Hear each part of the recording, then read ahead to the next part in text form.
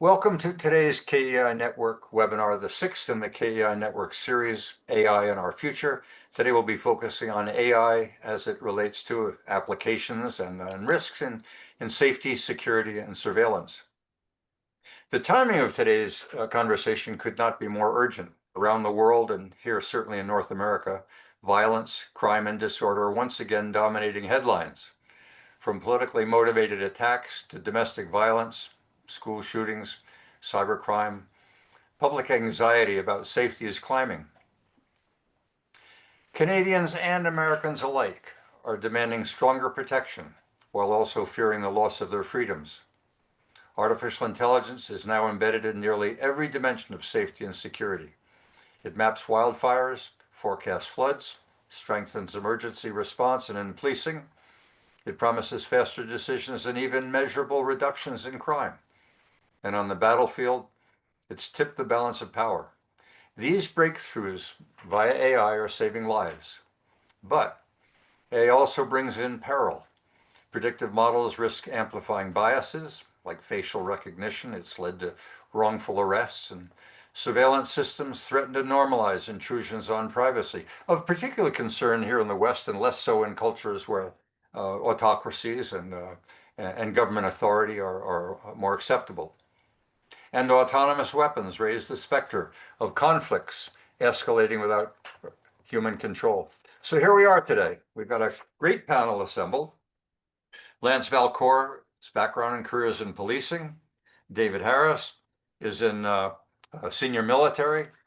And Pascal, your background's in emergency management. So I've shared with them 5 questions that I'll be asking, and that'll give us time after 40 minutes or so to get into a Q&A with the audience. So I encourage the audience to use the chat function to have a dialogue off on the side. I'll be watching it, and Randall will be as well. And when that we may pick up some questions from there along the way, but otherwise I'll be engaging you as a Q&A after about 40 minutes or so. So, Lance, I'm going to call on you first. When I look at extraordinary benefits, AI is already mapping wildfires and predicting crime, your background in floods, and supporting battlefield decisions faster than humans. These breakthroughs show its power to protect and save lives. My question, across policing, surveillance, emergency management, defense, the topics we'll be talking about today, what do you see as the most extraordinary benefits that AI can bring to public safety and human protection? Well, thanks very much, first of all, for the invitation, and welcome to the other panelists and everybody looking forward to the conversation. They are far-reaching, the benefits, starting at something which most of you probably might not consider, but is the bane of any police officer's lives, and I would guess Pascal would say from his past life as an advanced care paramedic, is report writing. Sounds kind of not very sexy, but it takes forever to write reports. And if I was writing a report where Perry Kinkaide is involved, I would, now I've retired a long time, but until recently, I would be writing your name, your date of birth, your address on who knows how many forms, over and over and over and over. And the rest of you would look at this and go, oh my goodness, this is nuts. Like, once you put it in once, why don't you use it? So now police services around the world are leveraging AI to take the data that's captured by their body cameras, their in-car cameras, it could be drone video, and then to synthesize that down into a very succinct report. The officers still have to read it, adopt it, right? Because especially if there's, let's say, for example, an officer involved shooting or something, they have to put in the rationale for what they did. So that's very basic, but that all of us want those officers on the street, not sitting in front of a computer writing a report. Moving up from that, I would say, clearly threats, yesterday's example, threats around, if we go back a number of years to the Boston bombing, the ability for AI, machine learning, to analyze a vast amount of data in a very timely fashion. So again, thinking Boston bombing with the having the pressure cooker bombs. So a bomb goes off, AI can quickly go back and say, okay, that looks like this type of a device. And then quickly scan the area and say, are there any other devices like that out there right now? No human beings, I don't care how many that you have working in your real-time operations center, could accomplish that in a timely fashion. Moving one step kind of to a little bit more disturbing is child exploitation. And the many years ago, I was on a squad where we had 4 teams, and each team was assigned different types of what we used to call enforcement. You could call them morality type of crimes. And one of them had to do with pornography and child exploitation. We didn't use those terms back then. Nobody wants that job. Nobody wants to deal with that and have to watch it. And the courts at the time were saying you have to, if there's a million videos, you have to review all of them. I mean, that's first of all, it's nuts. But secondly, what's the impact on the human? Which then ties to, I think, one of the greatest benefits that this whole world can and is already starting to bring, and that's supporting our members' health, our members' mental health. That as someone that has suffered from that immensely, the chains that all first responders, that all military, that just what everybody has. But if you kind of think of the chains that the first time you go to some horrific crime scene or you have to watch some video, they just add on, and the weight gets heavier and heavier and heavier and heavier and heavier over the decades. The ability to use these kinds of tools to go through terabytes of data and say, here's the 3 images that you really need to focus in on that are provably exactly what was on the suspect's hard drive, and then present that to the court, right? And now the rules are changing to allow this type of thing. And again, I'm not an expert in that field. I see huge, not only is a huge amount of savings from time, but to me, the lessening of the impact on the human soul is just wonderful. So I'll stop there. So both from an administrative point of view, in terms of efficiency and time savings, those things that keep you off the street or keep you from investigating crime, to the prosecution process. It seems to me there's a wide range of applications there. Okay, so I'll call next on David. From a military perspective, David, what are the benefits that you see with this emergence of AI? Yeah, well, it's a great day for doing this webinar, 9/11, 24 years after one of the great security events of our lifetime. Let me read something from 2011, during which period I was doing a lot of international civil-military relations work. The nature of security and safety continues to change. Relationships among technology, geopolitics, geoeconomics, and cultural imperatives have blurred distinctions and removed the boundaries between the traditional military and civilian communities, public and private sectors, combatant and non-combatant individuals, as well as between war and peace. Everyone now, for better or for worse, is a security and safety stakeholder, and from time to time, a security and safety participant, Right. by design or default. So my exceptional potential benefit of AI is to sort out the incredibly complex civil-military relations arena which we now find ourselves in. Think of Washington, D.C. right now, with 11 different security and safety organizations, so to speak, on the street. Think of Haiti, a country in deep kimchi that is having a heck of a time because there are, pick a number, gangs, countries, international institutions, all providing security and safety as their mission, but the mission is impossible because they are not harmonized. Think of Gaza. And I live in Kingston. And when I go to Ottawa, I can't help noticing the different and differently mandated security and safety organizations that are there. So my number one exceptional potential benefit is to somehow have AI help us understand what civil military relations are in 2025. I'll That's finish a, there. that's a coordination undertaking, and I gather, I would presume that NATO is heavily involved in bringing the various forces together. And UN. Yeah. Okay, Pascal, in the realm of emergency management, it seems to me there isn't a day that goes by, whether it be the weather or whatever. What values do you see AI bringing to emergency management? Yeah. Thanks, Perry, and thanks everyone for joining us tonight. There's a lot, and I mean, I love Lance's take on the paperwork thing, because yeah, thinking back to cramping hands and writing a whole lot over my career, AI would have been very helpful with that.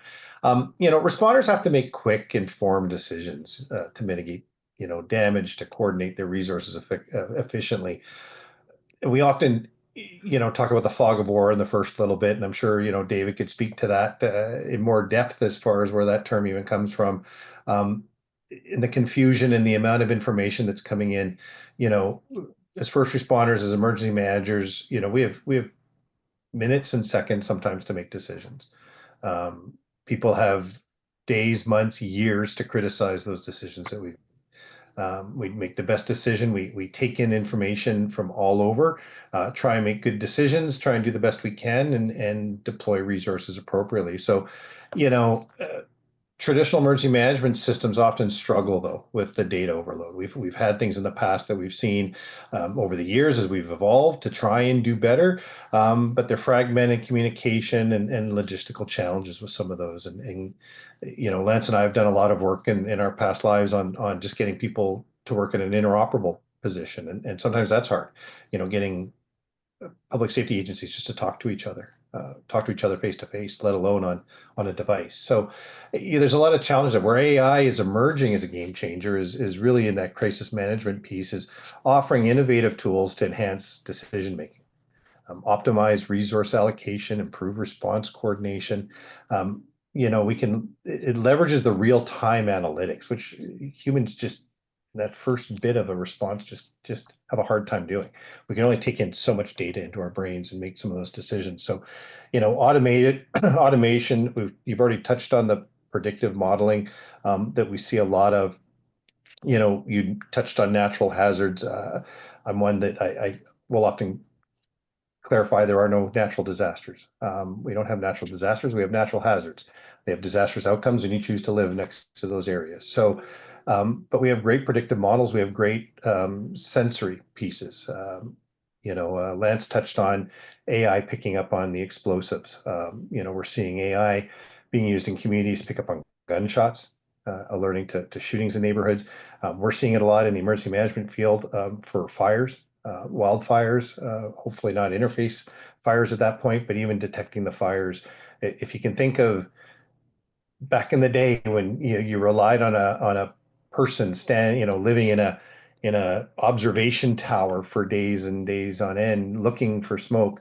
Now with the amount of sensors, the amount of AI capabilities that are out there to predict the smallest of fires, the smallest of detection. So really real-time impact assessments. Optimizing resource deployment.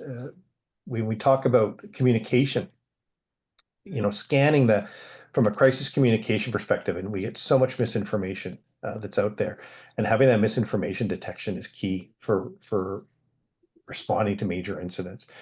For law enforcement to be able to filter through things, we've already seen that in the 24 hours since the incidents in Utah, the amount of misinformation and the amount of stuff that's out there. So again, there's only so much that humans can go through and scan on their own that AI can do in minutes. So I think those are just not to dwell on it, but you want to make some comment about the after the fact. I mean, emergency management doesn't end when the emergency is over. There's a lot of processing that goes on. In fact, we're in compensation programs.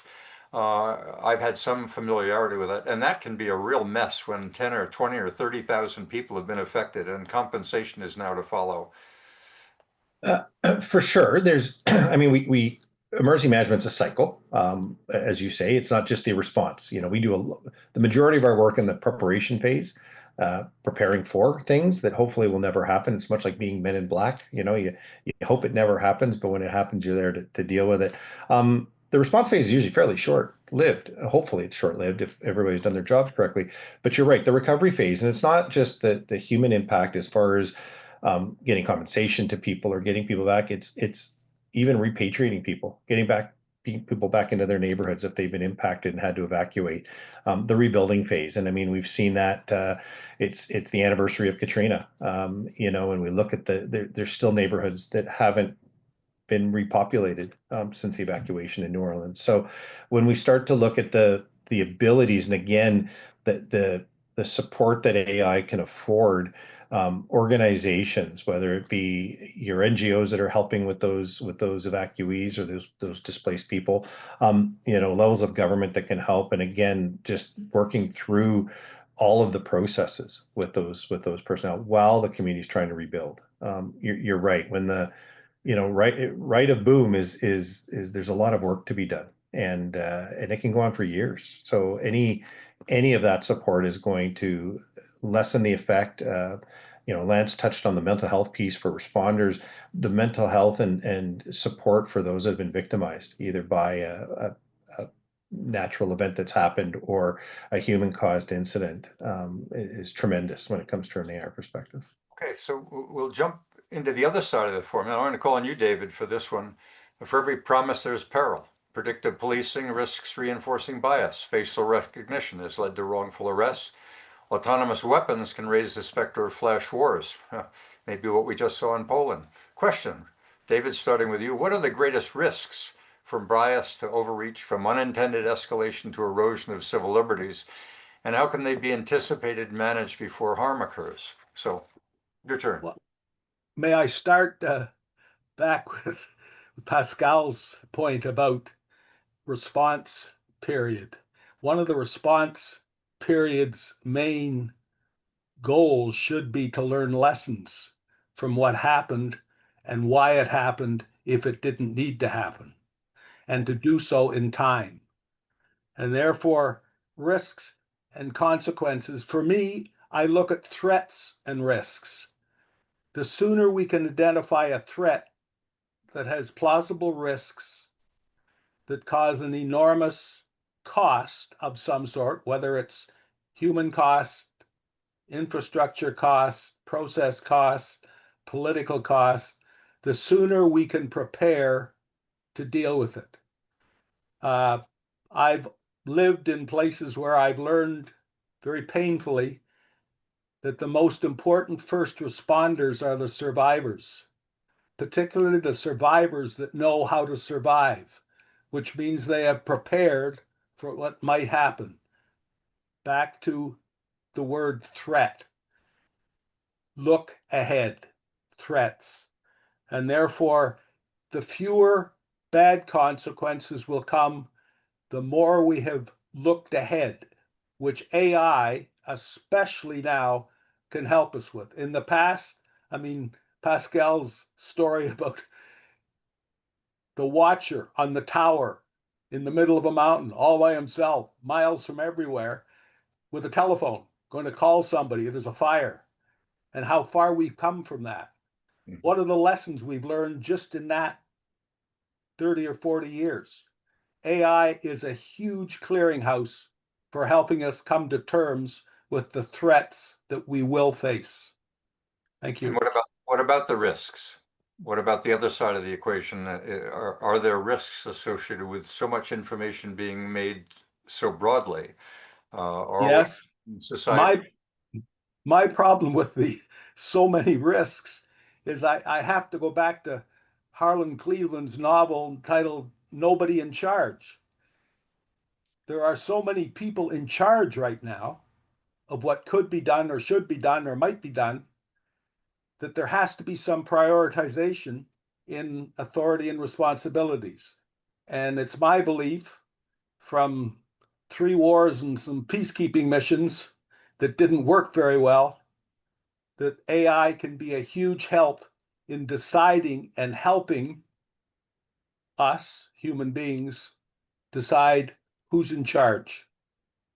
Okay, so that's the convergence again of bringing things together. Lance, your turn. What do you want to share with us regarding the risks and the consequences? Pascal alluded to it. I'm not sure if it was during the session or maybe just in our pre-chat, but the people that create the AI, that write the rules, the machine learning, those folks, if they all look like me, then there's an opportunity for bias, whether conscious or unconscious. And that is, I think, a major risk. So we need to be very conscious of that. And on the positive side, I've seen a number of companies in the past few years creating independent advisory boards with esteemed academics, truly independent people. And one might ask, okay, well, how can this body work with a for-profit company and then truly be independent? But my understanding in reading about them is that right in their terms of reference, it says that they have the ability to disagree publicly with the corporation that they're providing advice to. No system is perfect, but that to me is a kind of a positive step. Another area, some of you would know, certainly Alberta and Saskatchewan folks would know a person by the name of Dale McPhee. And I've known Dale for a long time. And Dale was the chief in Edmonton, and now he's, I think, a deputy minister in Alberta. He spearheaded with his team a great deal of work on something called hubs. And so this is kind of the convergence of public safety and health, the health communities where, and it actually the research all started in Scotland. And they looked at, for example, a grade school teacher is often a better predictor of a child's success possibilities than the police or other members of the community, because they see them coming to school hungry. They see them coming to school potentially having been assaulted or whatever. But in many people's minds, including most educational establishments over the years, well, we can't really do anything about it unless we can like prove an absolute risk. We can't share this data with the police because that would be a breach of privacy, right? No, that's actually not right. And Dale and his team, when they were still in Saskatchewan, they researched all the privacy legislation in Canada. And what it actually says is under those circumstances, you must share that data because that child is at risk, right? But because of the massive and correctly concerns with privacy, that entire process has always been, to my knowledge, been primarily done in pen and paper, analog. Now, take that, leverage anonymizing tools that are truly independent and can be proven independently to kind of truly anonymize the data. And now, would it be the police that would use that tool, or would it be, maybe healthcare or community with essentially the super key? So hold on a second here. Based on all the data we have reports of an anonymized individual that's 10 years old, that's been to the hospital 6 times. There have been reports about this individual at this school 5 times. The police have been called to their house 7 times. We need to look at this, right? And that independent source could, using the anonymizer unlock key, say, well, it's Perry. We need to jump in and help Perry. Well, shouldn't we be doing this? Right? Again, guardrails, but ultimately, in my world, safety trumps privacy. Doesn't mean you willy-nilly kind of take it all out and kind of throw it out there and say, well, who cares? It doesn't really matter. I know we got it wrong this time, but no. Right? And if someone misuses data, then there needs to be consequences for that. But when I think of a child at risk, yeah, no, we got to use whatever tools we have to help keep them safe. It's very interesting, Lance. The concept of in locus parentis is in law, that the teacher is a parent, and if that parent, therefore the teacher, is not providing to the police the information about a child at risk, they're really not complying with the role that they theoretically have as a parent. Okay, Pascal, your turn. I guess I took this question sort of maybe a little bit different when I was looking at it, is, what is really what helps us, as we've noted, can also hurt us. And we know that can hurt, populations. There's a lot of great things that it can help us. So really, when I'm looking at the risk, we've talked a little bit about that algorithmic bias, which can lead to inequitable treatment, privacy, security issues, handling of sensitive data. For all of the great information and data that this world can collect and store, it's accessible to the bad people. And unfortunately for some of us, we live in bad worlds. So that's all we think about is for all of the good things out there. There is always going to be someone that's going to find a way. When our entire internet system is really 5 or 6 major cables under the ocean, that scares me. How easily we could shut down this world, and God forbid my children don't have access to their cell phones for a couple of days. But others concerns, the unreliability of the AI due to the flawed data, partial loss of that human control piece over complex systems. There's ethical dilemmas, there's decision making. Really what separates us still from machine is ethics, is really being able to have that moral standard that the AI can't have. And we found that as advanced as AI has become in recent years, it's still humans still trump it with that human piece, right? There is still that human piece that has to be attached. So, really these challenges require developing robust frameworks, governance, transparency, working with the public engagement to ensure that there's reasonable AI implementation. When we're looking at that ethical decision making, AI systems may encounter situations requiring difficult ethical choices. We saw that during COVID in healthcare. We were faced for the first time ever where healthcare had to take the lead in a major incident, long term, and ethical decisions in some places were being made as to who got care and who didn't, and some of those conversations that nobody ever wants to have. But it got down to that the machine can't do. The machine can tell you analytically this makes sense, or statistically here's what the outcome is going to be. But when it comes down to that human side of Perry and Lance and choices, nothing will replace the human piece. So as long as the humans have some control over Skynet, right till the last minute, I think that's what we're going to have. I mean, the ethical dilemmas can't, always just be standardized, and aligning AI decisions with human values is critical. I think there's a whole bunch of other risks, but that to me is one of the biggest concerns I have if we let this go too far without, humans are also lazy. We're a de-evolving species. We've made it easier for slower, not as bright people to excel. We, get a cashier to count your change without looking at the cash register today. Simple arithmetic is out the door. So I'm concerned that as we use AI, we become lazy and won't have some of that rigorous oversight to ensure there's still that ethical piece that is there and needs to be controlled. So that's one of the risks I was looking at. There's a whole bunch of risks we can name, but I don't want to use up the whole time for that. Well, I think the public is well aware that the discussion of risks is either prevalent and therefore we contain and stop or slow down, or the benefits are so extraordinary that we ignore the risks. And I think what we're looking for in management is balance. It's been alluded to by David, and I think Lance and Pascal, you've alluded to it as well, that with the amount of data that's out there from various sources, whether they be in the health or policing or emergency or defense, we've got a lot of data, and this is where AI excels. The next question related to integration and convergence. So briefly, is there anything further that you guys want to elaborate on? Do you work well together today? David? Yeah, I really resonate with what Pascal said, because one of the things we often forget, whether we're talking about profit or ethics or love or anything, is that every single human being has a unique suite of biases, assumptions, and interests, and they're always changing. And therefore, coming together in some form of cooperation requires deliberate effort.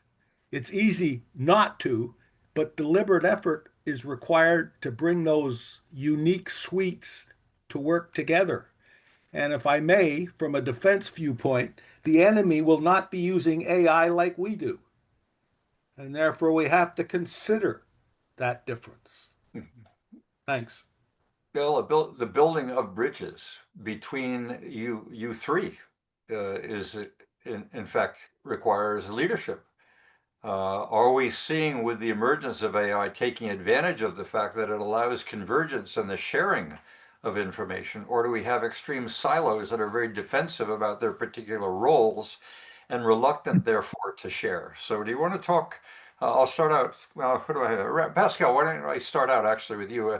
The readiness to take advantage of AI as an opportunity for convergence of bringing these together. And Lance has heard my sort of podium speech or standing on my soapbox when it comes to this, and I prefer pillars of excellence over silos, right? Because it's we live in these pillars of excellence. As much as we work together, we still, there is still those trust factors, and some of those are forced upon us when we're getting into the AI component about the legal pieces, the sharing of information and storage of information, especially in our society. And we've already identified that our society is much different than some of the other societies around the world when we come to the protection of people's charter of rights and freedoms. And whether it be healthcare, whether it be law, there's responsibilities, there's statutory responsibilities for us to protect that data, to protect that information, and any breach of that puts us at risk or puts the people or the organization at risk. So again, I sort of said it in my last sort of talking about the last question was, for me, some of the risk is exactly that, who has it, how is it, and how is it stored? And again, some of our interoperability work that we were pushed very hard in this country is the appropriate information shared at the appropriate time by the appropriate people. And I would say that in this case, it's again very similar. Lads may touch on it or may not. I'll throw him the low ball here to pick it up if he wants. But when we think about the transferring of information, that you still have, and we still have it in healthcare, where you have doctors' offices still using fax machines. You have police departments sending Crown Counsel sensitive information, sensitive reports via fax. You hope it's the right fax machine. You hope that the person that's getting it is looking at it.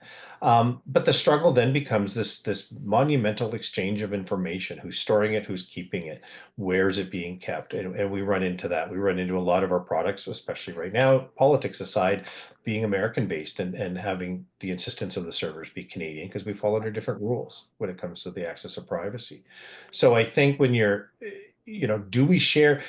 Yes.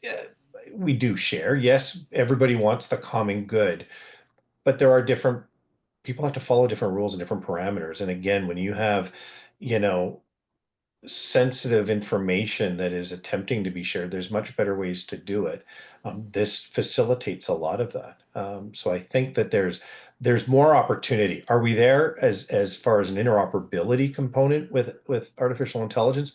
I don't think we are, not to the level, but I think it's new. I mean, I think it's new enough in that world.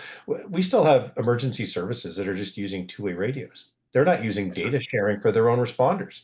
So we're hearing it has value, but we're not there yet. Well, 100%. And I would just my last point on that: the average first responder will put more capability in their locker at the beginning of their shift than we afford them in their police cars or ambulances, and that's normal. We still aren't sharing data, broadband data, the way we should. So, Lance, sorry. Okay, Lance, anything you want to add there? Yeah, so the answer to the question is yes and no, right? It's very similar to what Pascal said. So at the coalface, Halifax Police, Halifax Fire, Halifax Paramedics, Nova Scotia Emergency Management, for the most part, I'm sure shells very well, as we do in Ottawa for the most part. There was been some major failures that you're all well aware of. That being said, I think we have moved the ball much, much further. But two of the greatest constraints that we have are a lack of standards when it comes to data interoperability. I mean, I can phone any one of you, I can email any one of you because they're standards, right? But and it's much, much worse in the United States. They have 18,000 law enforcement agencies. The vast majority of them are like two guys and a dog, right? So it is a huge issue in the States. We are much better off in Canada. We have had interoperable systems like CPIC going back 50, 60 years. So that for the most part, works. Another huge, which we don't have time to get into today, huge barrier is procurement, right? That the procurement rules are just, they are a massive barrier, right? And then so traditional procurement is we're going to spend 2 years writing 5,000 pages of requirements based on our understanding of what technology is today. And our understanding is 10 years old, minimum, right? So then we have the best procurement ever, and we buy something that is probably 15 years old. Versus a lot of organizations, for example, police services in Canada are now, many of them, including out west, signing 10-year contracts. They're essentially leasing technology. And what that means is that every 2 to 3 years, they're getting the best and brightest information tools, right, that have the best capabilities, not having to go back to procurement and procurement and procurement. That makes perfect sense. The military, I believe, are starting to do some stuff. But I do want to highlight one really great example that is working. So that's something that came out of the U.S. military. It's called TAC, Tactical Awareness Kits. It used to be called Android Tactical Awareness. So essentially, think advanced situational awareness, blue force tracking. So this came out of the U.S. military. It started to propagate a great deal in the States. It's RCMP is now using it in Canada. OPP is starting to use it in Canada.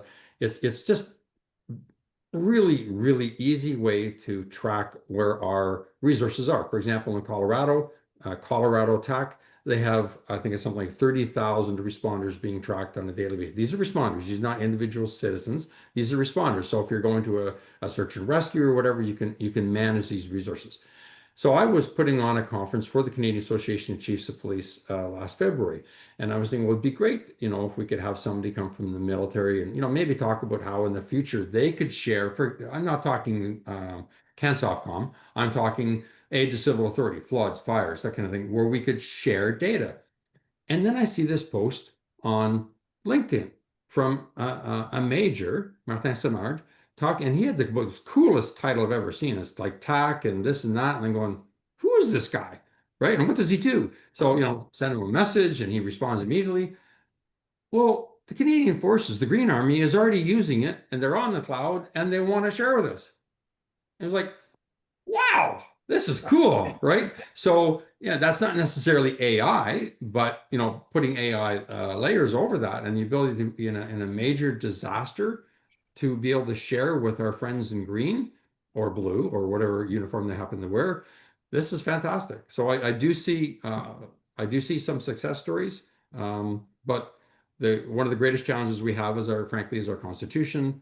The fact that we are a federal, provincial, territorial construct. Municipalities are not a part of FPT, and most police, fire, and paramedic services work for municipalities. So we end up in this really, and Pascal and I can both show you the scars. You wouldn't want to see them, of dealing with the FPT community and trying to get things done at the national level. And it is a politely not good.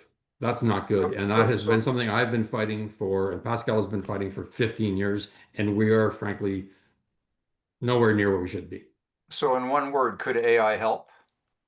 Probably not, because you would have to get all those groups, the FPT groups, in a room to agree to do something together and to the same standard. So if they all agreed, yes, which goes to the next question about governance, right?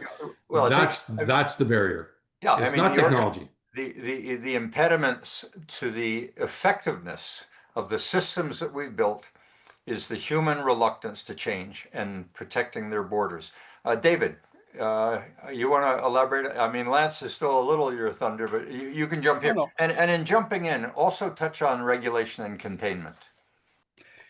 Your question was, how will this integration reshape? And my answer to that is badly. I mean, we in the military hate the word integration. We've hated it ever since Paul Hellyer, unification and integration, absolute massive global disaster. Mm-hmm. Integration allows the system that is created for the integration to dumb down the best and give free rides to the worst. Mm-hmm. So if there was, words matter, especially these days, and especially as AI becomes more and more one of our word sources, we have to get rid of integration. Interoperability, that's the reason everybody's different. And that's the reason every individual can contribute. if they're authorized and eligible to do so. Boom. I believe that the procurement issue is a perfect example of that. How integration has done terrible things, and interoperability is one of the paths, and that AI can help us learn how and why to do it better. How and why. I'm going, yeah, woo, woo, woo. I'm Well, doing a big wave here for what David just because Pascal and I have been fighting that battle for so long. I don't want to integrate anything. I want to be interoperable based on standards, ideally international standards, and that's the solution. Going to the next question, yeah, regulation and governance. I'm gonna try and jump through this question rather quickly because I think there's a sense that a recognition of the risk. But when we talk about what forms of regulation and oversight or even containment are most urgent, we're talking here about where is the risk the greatest to ensure AI strengthens democracy rather than enabling authoritarian control.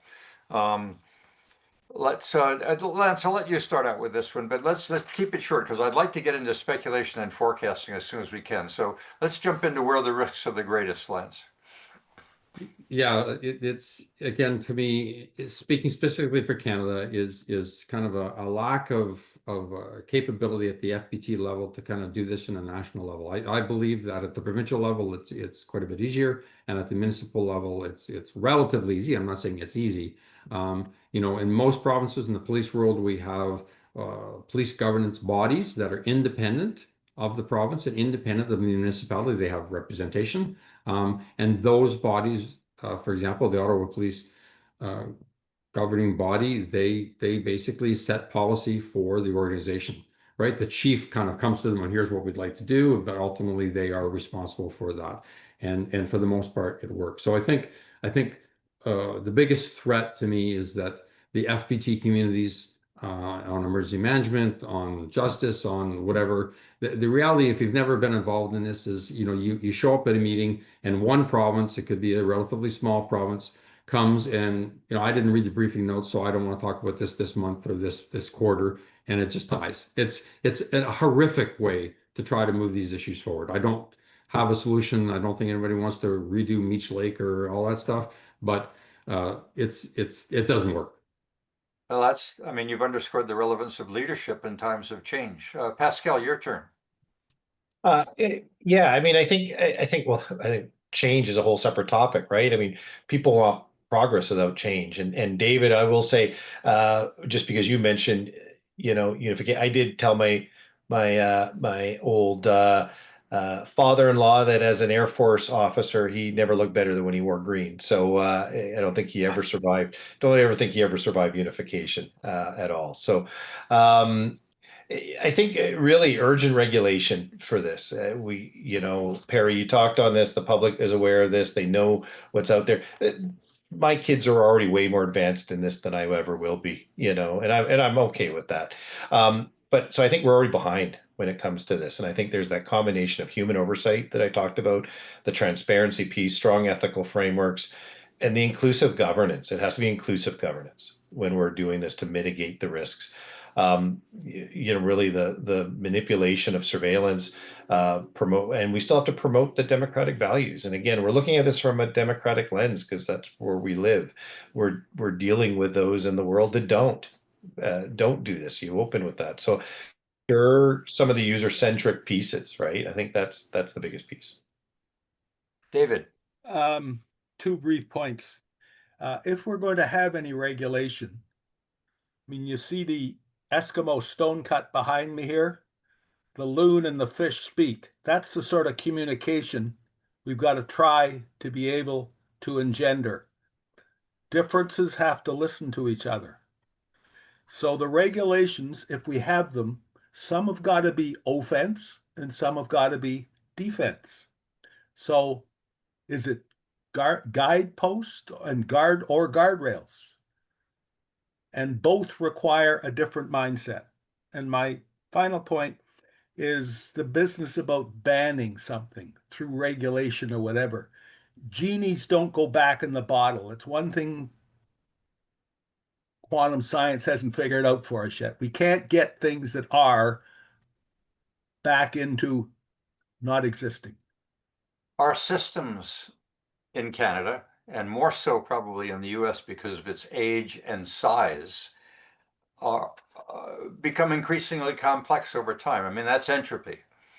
One of the features of AI is speed.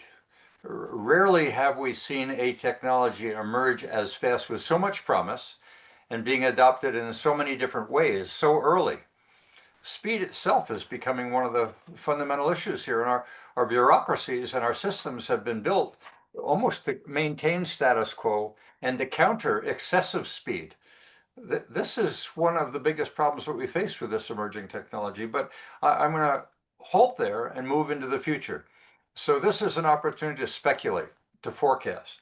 Citizens face a paradox. They demand safety, but fear the very tools designed to provide it.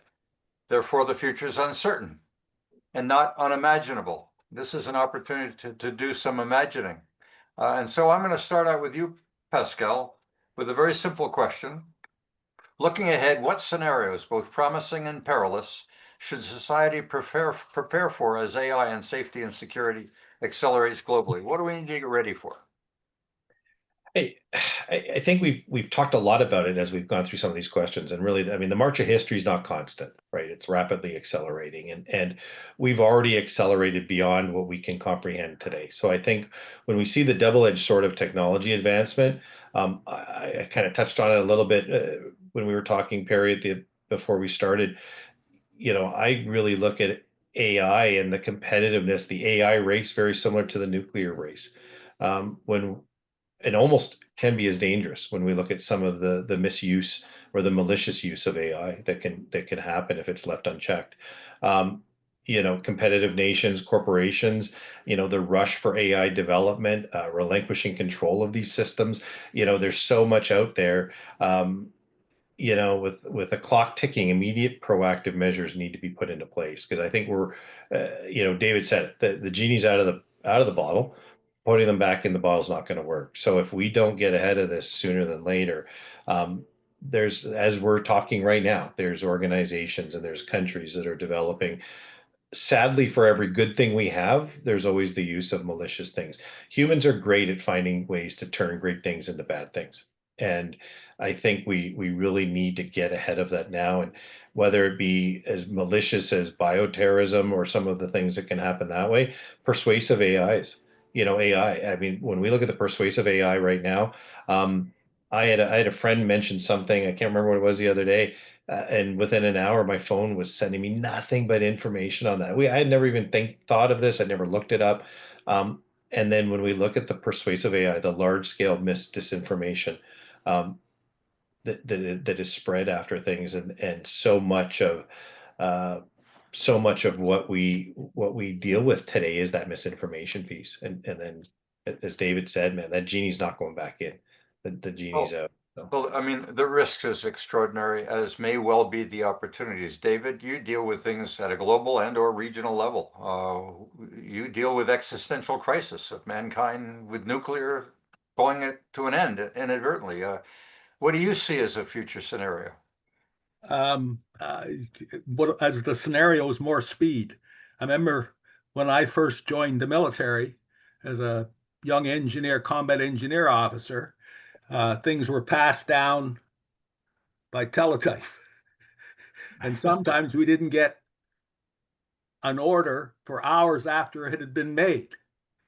And then when we came into sort of this millennium, we wound up with systems that allowed tactical generals and strategic corporals, because there was so much information at the front as the battle progressed, that their roles were reversed. And now we have this AI, which can look at both of those systems in massive speed, and they are now one of the controllers, if we allow it to be. So my word is that we aren't going to be able to be speedy enough to keep up, which leads to my hope, and that is that we allow young people, I mean really young people, and the business about youth and their value and abilities and so on is that in school, they should almost be allowed to engage in imagineering about what their future will bring and what it means for them. I was at a conference for the World Academy of Art and Science in 2017, where for two panels, 18 specially selected, what they called young achievers from all over the world, just excoriated the 70 odd global leaders who were in the front rows of this 300-person saying things like, "You've left us with a mess. You haven't thought of us at all. We are going to be the leaders." So I'm hoping that we can get young people, even very young people, engaged in thinking about their future with the tools that they have and will have, like AI, sooner.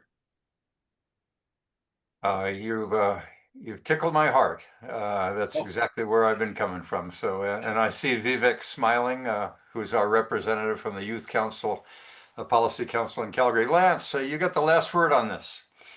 Yeah, I think we've covered a lot of the some of the negatives, like the transnational criminals and other governments that can use tools, and they don't have the procurement issues that we do, right? So I think we've kind of covered that from a very positive perspective. And I've been talking about this for some time. I'll give you a scenario. I eat too many Miss Vickies as potato chips, as Pascal knows, and I meet Pascal, and let's say he's still an advanced care paramedic, and my phone recognizes that he's an advanced care paramedic, and it says to him, without any interaction from me, says, "Do you want Lance's healthcare information?" Now, that's a trust issue. We haven't talked a lot about trust today, but that's a trust issue. For me, not just that I trust Pascal, but I trust like advanced care paramedics if they're certified.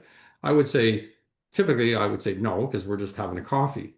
But now take that scenario and I'm laying on the ground and I'm having a heart attack and I'm unresponsive. When that paramedic comes close to my body and my phone, I want them having every piece of data that's available to help save my life or my grandson's life or whatever. So I think from a future perspective that somehow or another we get the governance and the policies and the guardrails, we get that all right. And so that when someone needs help, whoever they may be, that help is available almost instantaneously. And I see a huge, huge potential for AI in that role. Interesting. Crises are usually moments where people drop down their silos and work together toward an objective instead of spending time protecting their borders. I'm not encouraging a crisis, but I remember a management consultant saying, "If it ain't broke, break it." That'll bring people together again, which is called project management or getting out of a crisis and working together toward that end. That's leadership. So in the wrap up, we've got about 5 minutes, and I'm going to stay with the panel. This has just been extraordinary. I'm going to ask you guys: is there anything we've missed? Is there anything you'd like to share? If youth are watching this show, what is it you'd like youth? Pascal, I think you've highlighted it, as did you, David. What is the message that you guys want to share with the next generation that has AI there as a tool in order to make a difference and a better future? David, I'm going to start out with you.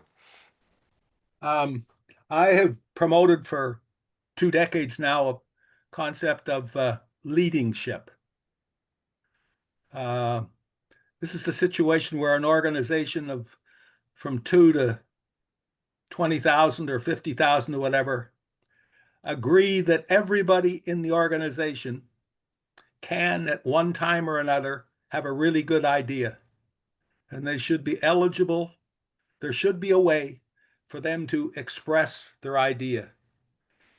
The Ministry of Public Safety back in 2011, this is my second 2011 reference, put on its right-hand top corner resilience.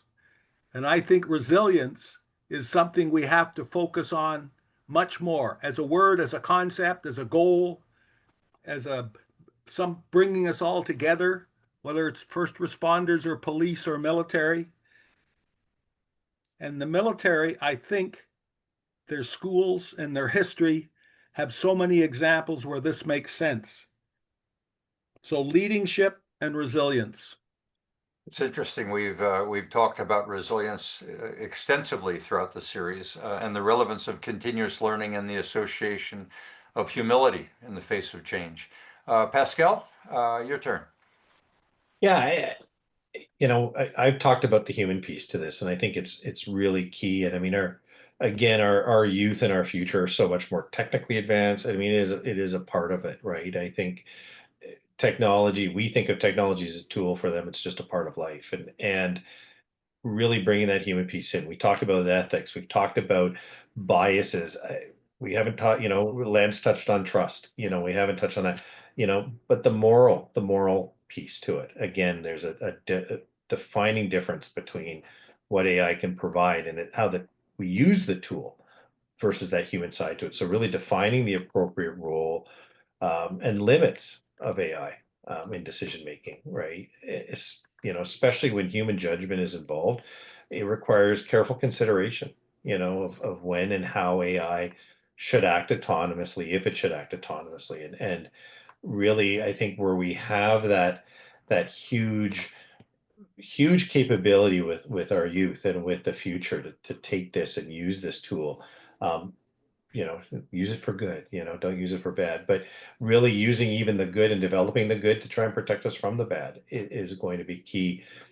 Keeping that moral and ethical piece is, I think, going to make a big difference on the success of this in the future. Interesting discussion I had today with another advisor was the future is right and wrong. Understanding what's right, understanding what's wrong, and getting out of politics and just recognizing what's right, what's wrong. Lance, you are in fact getting the last word here. So I'm a huge Stephen Covey fan, and in his book Seven Habits, which are really principles, one of his principles is seek first to understand. And what I'm seeing around the world, including yesterday, is, and I also address this very much to Vivek, who I don't know, and the youth of the world, is to seek first to understand. I am horrified by the lack of desire to understand the other person's position around the world. Someone says X, and depending on which side of the political spectrum you're on, of course, the United States, this is terrible, but I'm seeing it in Canada as well, and other parts of the world. It's just a screaming match, and we see, Piers Morgan, all these idiots on there. Just ask a question. Help me, Vivek, help me understand. Whatever the issue is, help me understand your position. Help me understand where you're coming from. And I may not agree with him, but at the end of the day, I'm going to learn something, first and foremost, about him, and secondly, about myself, if I'm open to it. I look back, the debates with with JFK and then going way, way back, and the oration of, the 7 years, like, where did that go? That to me is something that needs to be discussed more. So when I like this, Perry, what you've done here. There's probably people on this call that vehemently disagree with something I've said, and we may get into that in the Q&A, and that's great, but it will be a respectful discussion. That seek first to understand to me is a principle that, especially for our youth, just because it was on TikTok for 15 seconds doesn't mean it's true. Let's keep this going, Randall. Rather than cutting it off for an hour, let's keep the discussion going and open it up for a Q&A. This has been extraordinary. A word that hasn't been used, I don't think I heard it once, was the word power, of AI being used to gain or secure power. What I'd heard more was the process of learning, the process of collaboration, the process of recognizing that we are in a period of extraordinary benefit, but there is also associated with it extraordinary risks. We've got organizational challenges that will be fighting for the maintenance of status quo, and we've heard that over and over again, certainly as it relates to procurement, but relating to protection, and to which the silos, while having value as pillars of knowledge, jeopardize finding an effective answer by protecting their silos rather than sharing. So I'm going to open up for discussion. Usually that begins with a show of hands, and I have a rather shy audience today, so I'll count to three, and if I don't get a hand up by three, I'm going to point a finger. One. All right, go ahead, Vivek. He's our youth rep. Our youth rep. Super. Go ahead.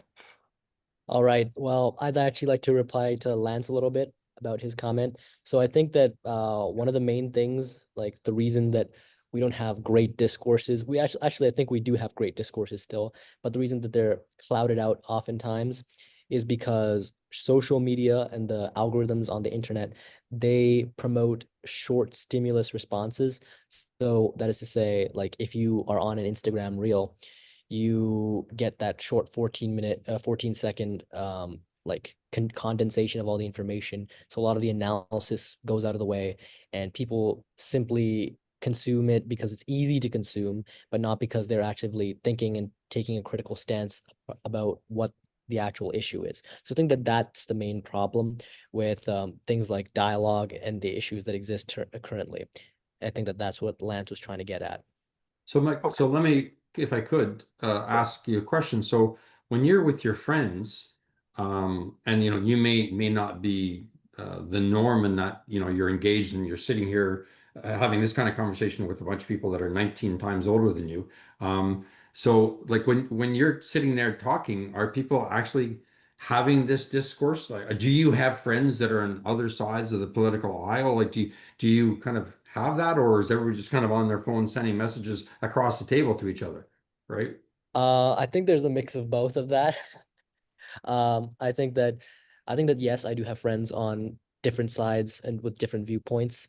And I do think that there's also a lot of people who send me a lot of stuff on the internet, and it's often very surface value. But I think that it depends on who you're talking to. So my friends, for instance, I like to talk to people who have like a breadth of opinions and like actively take a time to critically think about things, but not everybody's like that.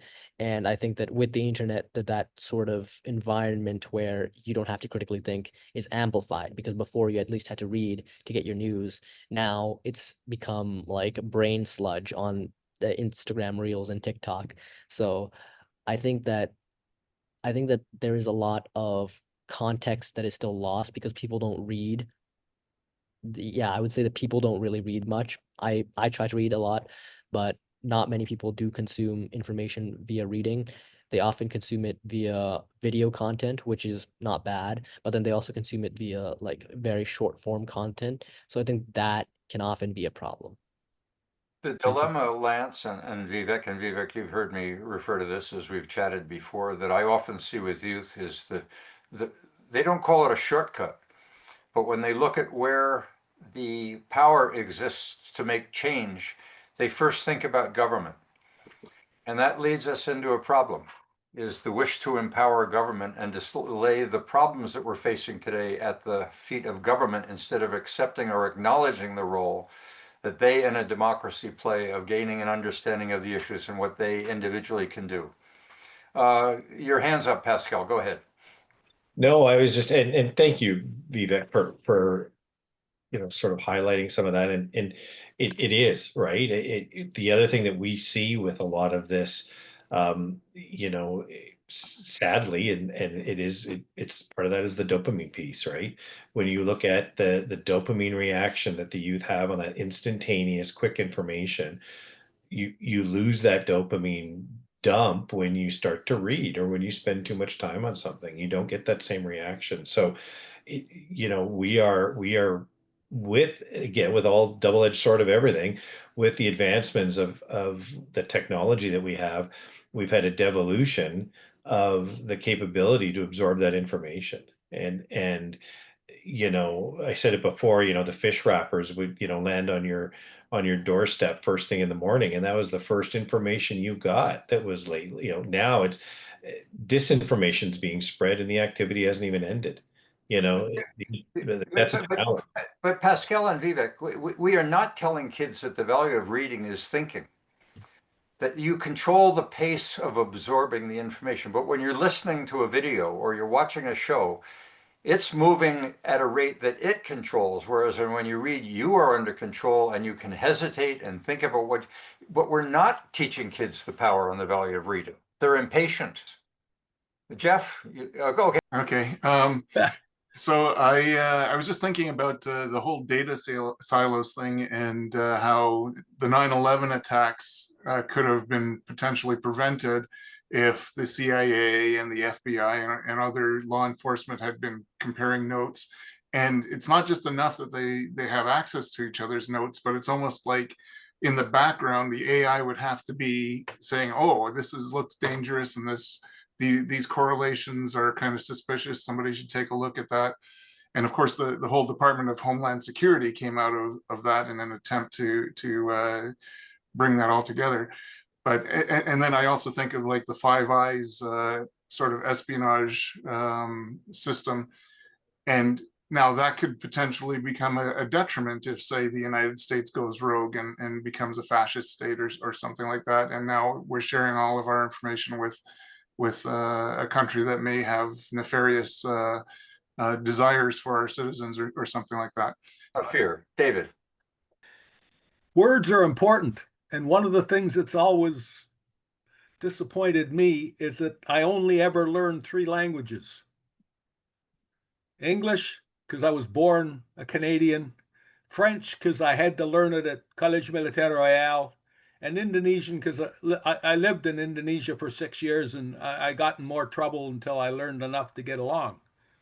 And until we all learn more languages, it's very difficult for us to learn about the biases, assumptions, interests, morals, ethics of anybody else, because they will speak in the language in which they're most comfortable in.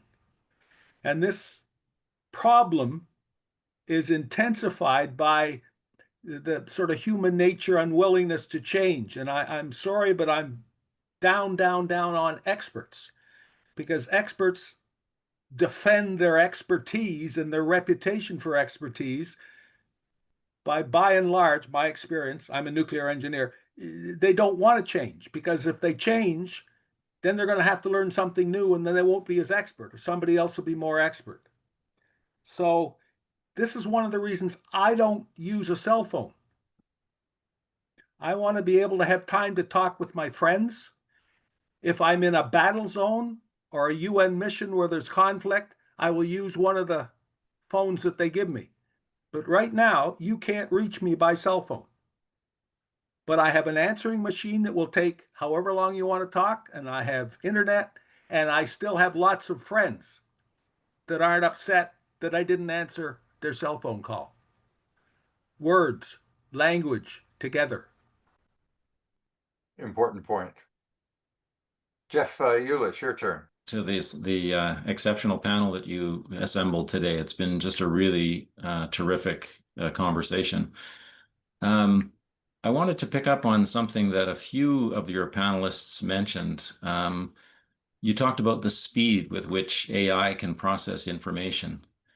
And then later on in the conversation, you acknowledged that it's overwhelming our capacity to deal with the information that's resulting.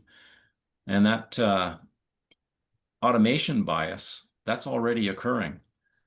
And this has been established in research. We're already deferring too much to the machine that's giving us the answer. And I wanted to say to Lance that I loved your comments about how AI is already being deployed in law enforcement and, note-taking for officers, the body cam transcription.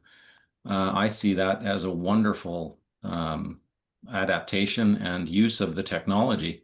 In fact, one of my largest investments is a company called Axon Enterprise. Axon provides the body cams for Edmonton Police Service and for the RCMP, and out of the 18,000 police forces in the US, Axon is in 94% of them.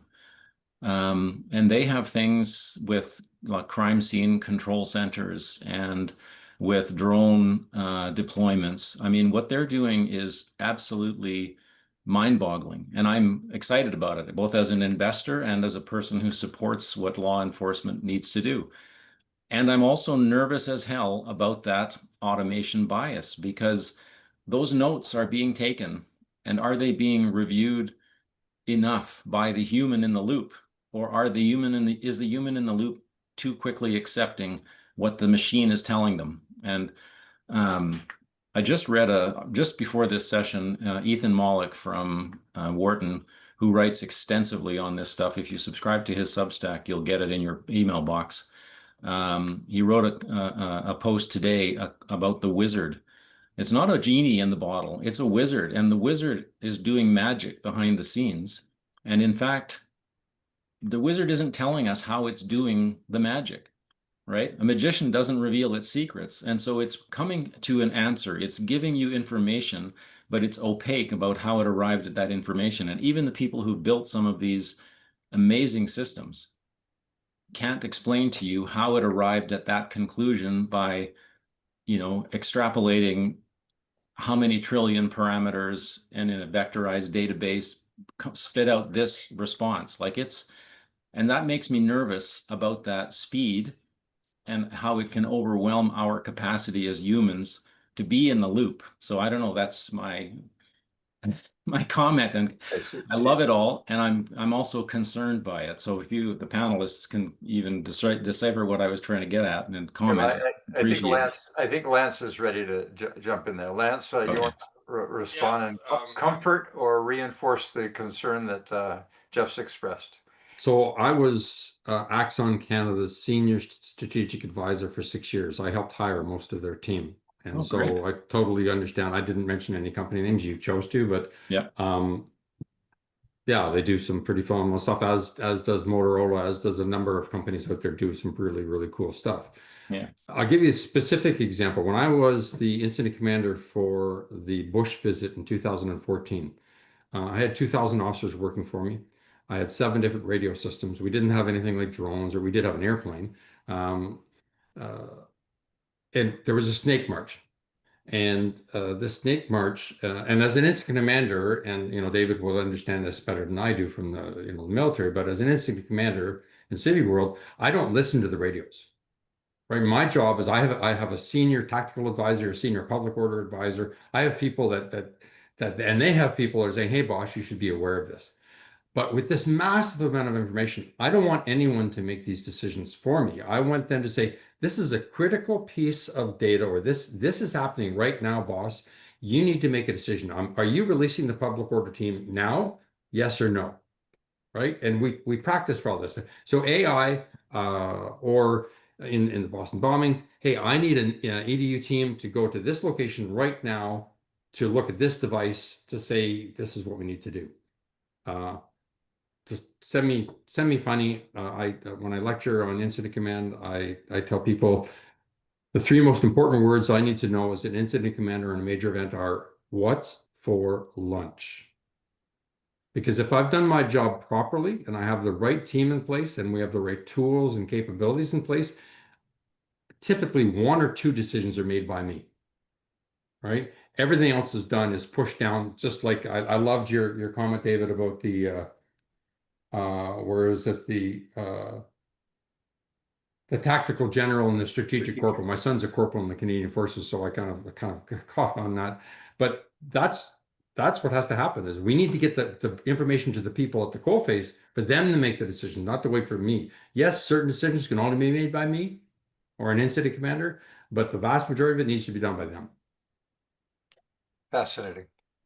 That's almost a wrap-up point of just how we use AI and efficiently and to achieve an effective and right decision. I was just going to ask Lance if those decision points are increasingly made by an AI, like if you understand what Palantir is doing with the Department of Defense, some of those decisions are going to be driven by AI, and if we aren't understanding as much as we need to how those decisions, or how those points that are being highlighted for decision makers are being made, and if we don't understand the bias that might be inherent in some of that information, then you could be on the front line getting a key piece of information from one of your subordinate officers, and it could be dangerously based on something incorrect. So what you were describing is a good hierarchical kind of approach of the information filtering up as it should. But if more of those individual decisions are being made at lower levels and then feeding up, how do we ensure that that information is accurate and correct and the right information on which we should be making those decisions? Right, which this all goes back to the concepts of trust, accountability, and responsibility, right? As the incident, I made some very poor decisions on the days that President Bush were here that led to officers being injured, and had to apologize to a lot of them for decisions that I made, frankly, based on very poor information that I did not have. Ultimately, that doesn't matter. I made the decision. I'm responsible. And so what I'd love to see, kind of this might be the closing point, is we're going back to the point where you have a politician that says, yeah, I screwed up. That was a bad decision. We shouldn't have done that, right? Sorry, I don't see that very much anymore. In my world, I do. In the military world, I do. But I don't see it much in the political world. And that's not leadership. No, but in my opinion. that's a foundation ultimately for trust, because it is Yes. a recognition that in the face of making a mistake, you are going to learn as opposed to reinforcing your authority. Authority gets assigned by an appointment. But when that's failing, and an acknowledgement that they failed isn't acknowledged, that authority should be taken away. Pascal. I just wanted to kind of go back, but back to your point, Jeff. And this is where I kind of sound like a broken record at this point. We can't take the human factor out of it. When I teach incident commanders, how to lead, and when I've taken, made decisions, and I'm back to that, we have to make the best decision based on our experience or training and the information provided to us. And situational awareness is key. AI provides us a good piece of that situational awareness, but it's only a piece.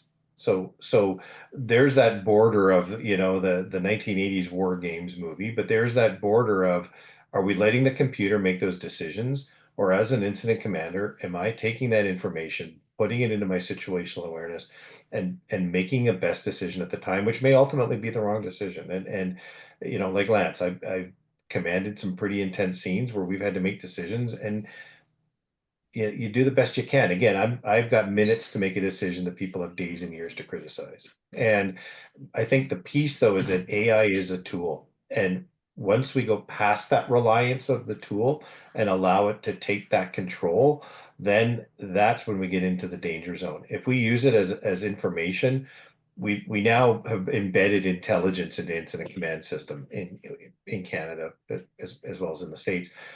Whereas intelligence was kind of one little piece. We kind of kept it. It was secret squirrel stuff, right? The cops did it and never shared it. But really, intelligence is everything. Intelligence is social media. Intelligence is disinformation gathering. There's so much out there that if we use AI as that tool, it's a great tool. But let's not forget that it's a tool. It's artificial.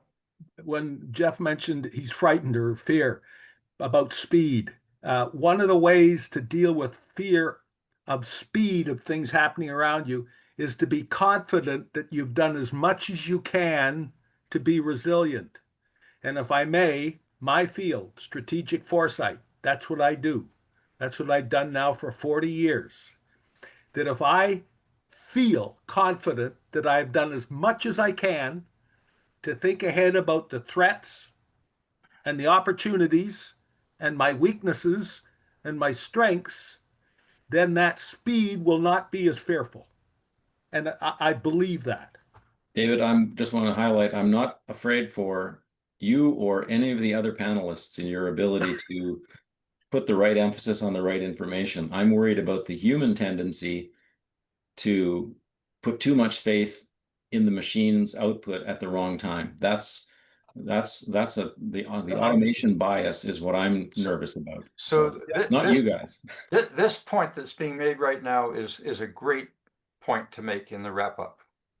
When we use AI as an aid, we're acknowledging the fact that we are going to accept responsibility. It's simply an aid. But when we use it as an alternative, we have allocated the power to AI. And power corrupts, and absolute power corrupts absolutely. Let's not forget that phrase as we wrap this webinar up, that if you use AI as an alternative, deferring to it for accountability, you have allocated to it the power. That is potentially corruptive. With that, David, your input was extraordinary. This was probably one of the best webinars that I've ever been privileged to moderate. Lance, thank you so much for some of the guidance even before the webinar with your questions. And Pascal, I don't want to use the word brilliance inappropriately. I see a lot of initials after your name. They're probably irrelevant. You brought to the topic the word humanism. And if we ever forget that, we're finished. So thank you all. If you want to have an after party, I'll hang around for a few minutes, but I think that's the recording, Randall. And I can't tell you guys enough about how thrilled I am with the way this came together.